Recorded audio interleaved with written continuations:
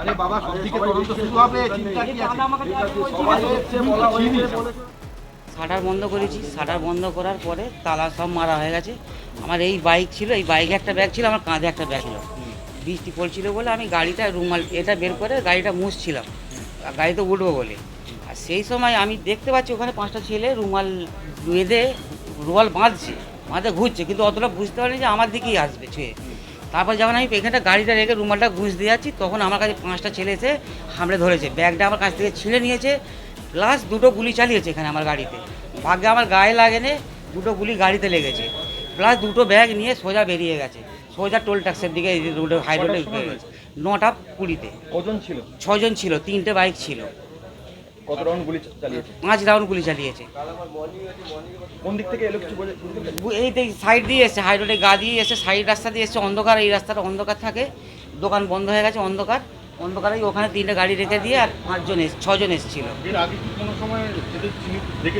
না সেরকম বুঝতে পারছি, আমার রেকর্ডিং আছে, আমি চেক করে দেখবো একবার। খোলা অবস্থায় ছিল না, সব রুমাল বাঁধা ছিল, 6 জন গাড়ি রুমাল বাঁধা ছিল। কত কি জিনিস পাওয়া গেছে? 7-8 কিলোর মতো রূপো আছে, আর সোনার জিনিস আছে 150 থেকে 200 গ্রাম মতো সোনার জিনিস আছে।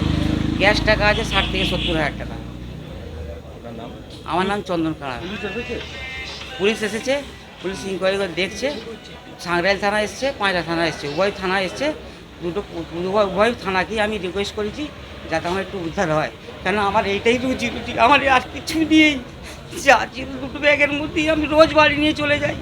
আমার এই সামনেই বাড়ি, 30 সেকেন্ড লাগবে না, আমি বাড়ি খালি স্টার্ট মারবো, আমার বাড়ি চলে যাবো। এইটুখানি আমি রোজ বাড়ি 2টো ব্যাগ নিয়ে চলে যাই, আমার সব রুজি হতেই আছে। আমার এখন যথেষ্ট আতঙ্কে আছে, বহুত আতঙ্ক আছে। আমি কী করবো, নিজের লোকের জিনিস আছে আমার কাছে।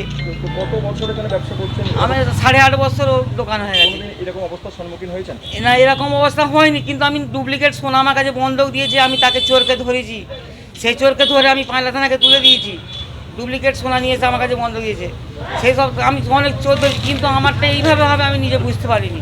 একাই ছিলেন? আমি একা ছিলাম, পাশে আমার ভাগনা ছিল, ওপারে চানাওয়ালা ছিল, আমরা 3 জনেই ছুটেছিলাম পিছনে, কিন্তু গুলি চালাচ্ছিল পিছনে গুলি চালাচ্ছিল বলে আমি আর ছুটতে হয়। তারপর আমি একটা পুলিশ অফিসারকে নিয়ে বাইকে করে পিছনে ধাওয়া করেছিলাম।